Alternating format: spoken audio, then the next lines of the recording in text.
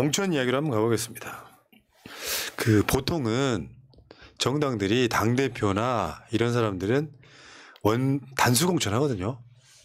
단수 공천하는 이유 중에 하나가 이런 거 있어. 지난번에 단수 공천 민주당이 꽤 많았다 그랬죠.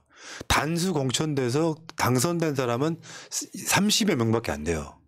나머지는 어떤 게 있냐면은 그 새날 패널이었던 이용수 영천 청도위원장 같은 경우는 혼자 출마해. 그러면 단수 공천할 수밖에 없잖아요. 네. 그런 지역이 있어. 네. 근데 이제 어떤 지역에서는 도전자가 있기는 한데 너무 차이가 나서 경선하는 게 의미가 없다 싶을 때 단수 공천합니다. 이재명 대표도 단수 공천 대상자가 아니에요. 민주당 원칙이에요. 예, 예. 웬만하면 경선을 하겠다. 그래서 예비 후보자 이재명 한번 보세요. 구경하세요. 예비 후보자 이재명. 개항을. 명함판 도전자가 사진 잘 있겠죠. 찍었네. 지역에 도전자가 있으면 그 도전자가 아무리 미약하더라도 그 당사자 의사를 들어서 경선을 원한다 하면 이게 투표를 해야 된다고 봅니다. 이게 당이 알아서 미리 컷오프하거나 그 단수 공천하거나 이런 식으로 하는 거 좀 정말 최소화했으면 좋겠어요. 그러니까 우리가 계속 주장해 왔던 것이고 네. 지도부나 공관위 생각도 마찬가지예요. 웬만하면 단수 공천은 없다. 서로 경쟁 붙이자. 왜냐 생각해봐요. 그러니까 이마에 주홍구 씨처럼 딱 친명이다 아니다 받기도 어려운 사람들이 더 다수예요. 그러면 그중에 친명 색깔이 한 1쯤 나는 사람을 단수 공천으로 꽂으면 공정성 시비가 생겨요. 야 친명이니까 꽂은 거 아니야 이렇게 된단 말이에요. 그래서 웬만하면 경선 간다는 게 기본적인 당의 입장입니다. 네. 근데 전략공천 지역이 지금 17개 확정이 됐잖아요. 뭐 저기는 대부분 사고 난 곳이니까 뭐 그럴 수 있죠. 지금 중구, 성동구, 갑 같은 경우는 홍익표 원내대표가 그 지역 불출마하고 서초로 갔기 때문에 전략공천 지역이 된 거예요. 네. 서대문, 갑, 우상호 이런 식인 거란 말이죠. 이런 식으로 해가지고 수도권 10곳, 충청권 5곳, 호남권 2곳. 일단 전략공천으로 가고 나머지는 다 경선하겠다. 네. 근데 이제 저는 경선 룰이 그 결선 투표제를 반드시 좀 반영했으면 좋겠습니다. 그러니까 신인들은 현역에 비해서 절대적으로 불리한 게 사실이지 않습니까? 지명도가 떨어지죠. 예, 그러면 이제 현역하고 신인하고 1대1 구도로 붙는 경선이라면 그 결과를 받아들여야겠지만 만약에 도전자 2명에 현역 1명이다. 그러면 최소한 현역이 과반을 얻지 못했을 때는 이렇게 1대1 구도를 만들어서 실제 민심이 무엇인지에 대해서 확인을 할 필요가 있다고 보거든요. 동감. 나도 동감이에요. 예. 결선 투표 있으면 재밌어질 것 같긴 해요. 예. 자, 그리고 이번에 경실련이 이제 해년마다 하는 거 있잖아요. 선거 있을 때마다, 총선 때마다 낙선, 뭐 낙천 대상 발표를 했거든요. 아직 전체를 다 발표한 거 아니야. 샘플만 2개. 그러니까 총 5개 분야를 보는 거죠. 그중에 5개 다 걸린 사람. 국민의힘의 박덕흠.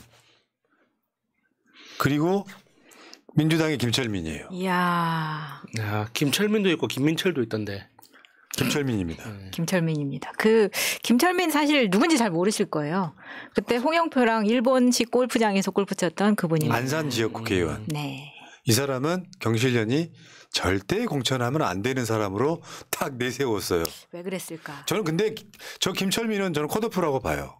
민주당 내에서도 컷오프가 그건 설명했다가 해드리겠지만 네. 컷오프 될 거라고 보고 저 지역에 나가는 사람이요. 김현이에요. 저 김철민 지역구에 김현 전 방통위원이 지금 저 지역구 나가는 네. 딱이네요. 네. 네. 근데 데이터 하나 한번 내드릴게. 이게 경실련이 발표한 국회의원 출마에 이제 공천하면 안 된다는 사람 숫자인데요. 국민의힘이 86명입니다. 근데 국민의힘은 숫자가 113명밖에 안 되잖아요. 현역 의원이. 그리고 민주당은 164명 중에 83명입니다. 퍼센트로만 봐도 국민의힘은 76.1%예요. 부적격자가. 그리고 민주당은 50.6%가 부적격자예요. 네. 우리가 당원들이 흔히 그렇게 이야기하잖아요. 민주당 절반은 컷오프 해야 된다. 야, 물갈이 해야 된다. 이야기를 하잖아요. 그러니까 당원들이 보는 거하고 실제하고 거의 비슷한 것 같아요. 그러니까 그 하위 50%에 누가 들어가 있는지는 서로 자기는 아니라고 하겠죠. 나는 아니다 하겠지만 그렇게 아니다 하고 생각하는 네가 바로 그 사람이다. 예. 근데 이렇게 보면 이제 참여연대 같은 경우는 이런 것도 있어.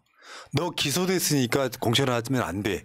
5개 분야 중에 그런 것도 포함되어 있거든요. 이런 거에 포함돼 가지고 좀 억울한 명단도 있을 거예요.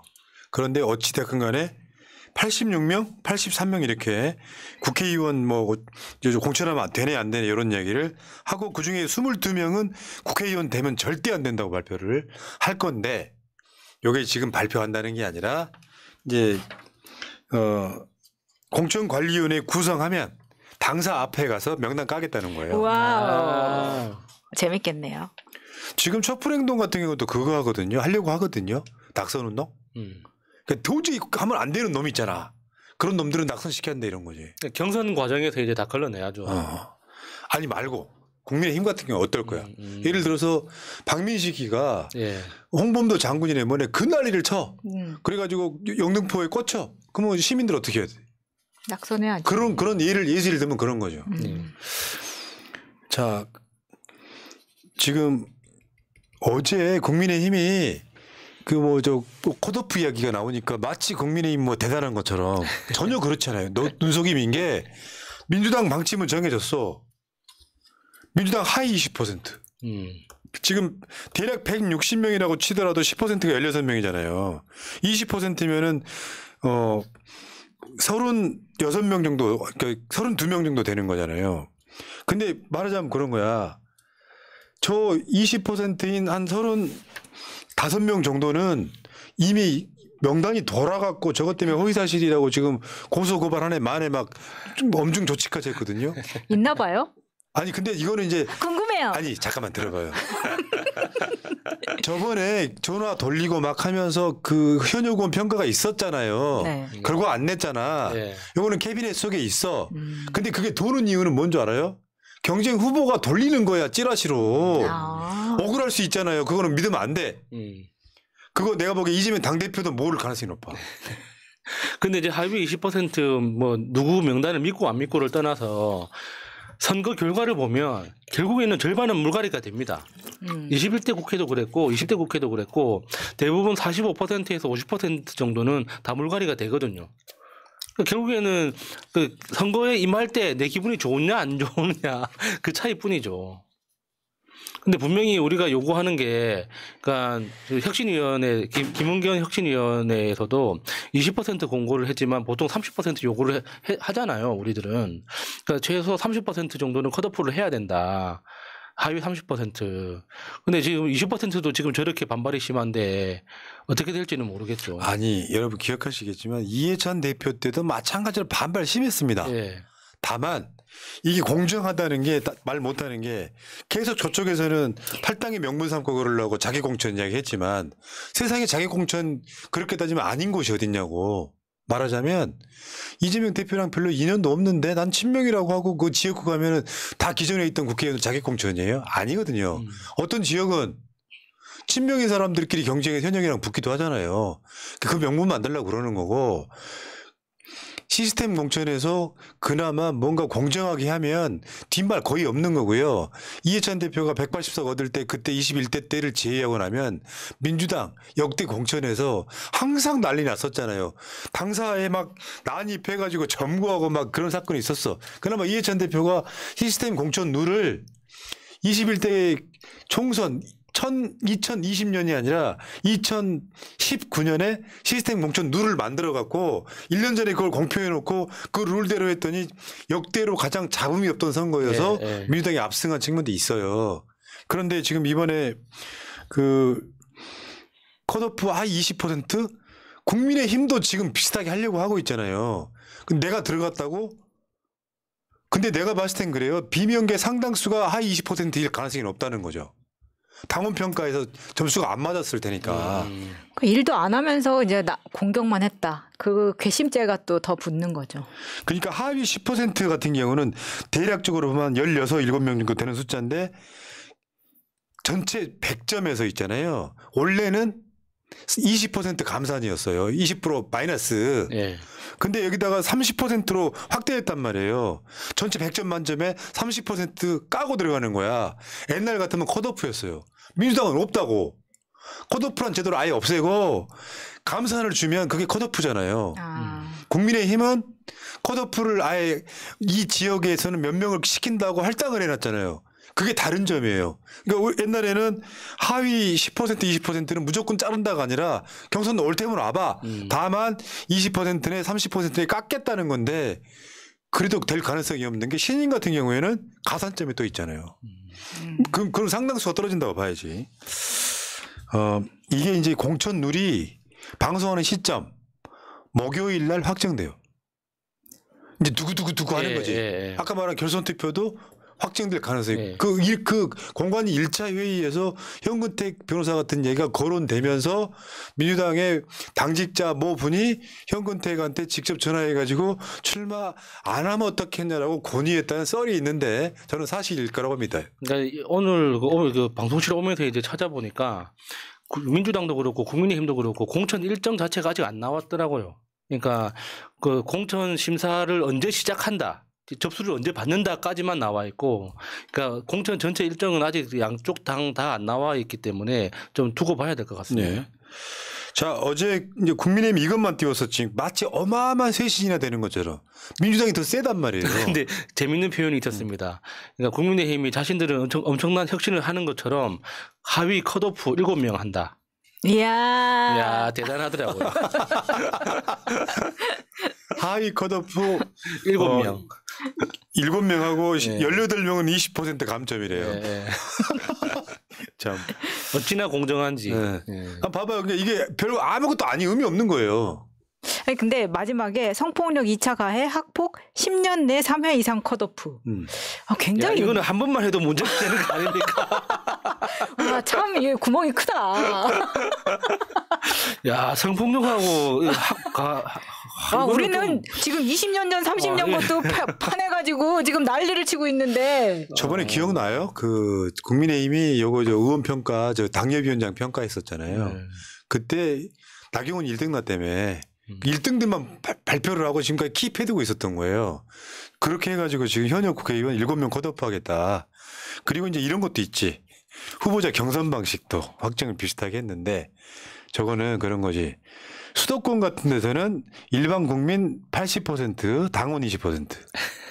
그리고 그러니까 영남이나 강남 같은 데서는 당원 50, 일반 국민 50 이렇게 하겠다는 거죠. 야, 저 뭔가 대통령실 마음대로 하겠다는 의지가 굉장히 많이 녹아 있는 것 같은데요. 그러니까 1권역은 당선 가능성이 현저히 떨어지는 것. 그리고 2권역은 50대 50 하겠다는 거거든요. 그러니까 어차피 안 될 거는 다 국민 100%로 주고 확실히 되는 곳은 당원 100%로 가는 거지. 결국은 그런 거예요. 예. 결국에 지금 이철규가 이제 인재 영입 위원장 하면서 공관위 위원으로 들어갔고 그 공관위 위원을 임명한 것도 한동훈이 비대위원장이다 보니까 결국에는 여기 보면요. 저 룰대로라고 하면 하나 더 있다. 동일 지역 3선 있잖아요. 네. 감점 주겠다는 거거든. 네. 그러면 거기 대상에 누구 들어가냐면 김기현. 윤지호, 권성도. 그러면 그 자리는 뭐 생각 한번 해보세요. 오히려 대구는요. 그 물갈이 여론 때문에 3선 이런 사람 별로 없어요. 주호영 정도 빼고 나면. 근데 주호영은 수성 갑을 옮겨 다니고 그랬어. 동일제 3선이 아니야. 근데 영남에서도 TK 말고 PK 부울경 같은 데는 그렇게 이제 터줏대감, 토박이, 지주 이런 게 있어. 토호가 있어. 이런 사람들 아까 말한 것처럼 윤지옥이, 김기현이 이런 자리에 감점을 주면 검사들이나 대통령 출신 꼽기가 딱 좋죠. 그러니까요. 그렇게 해서 떨궈내고 그 자리에 내 친구들 박으면서 너 협조 안 해? 캐비넷 열까?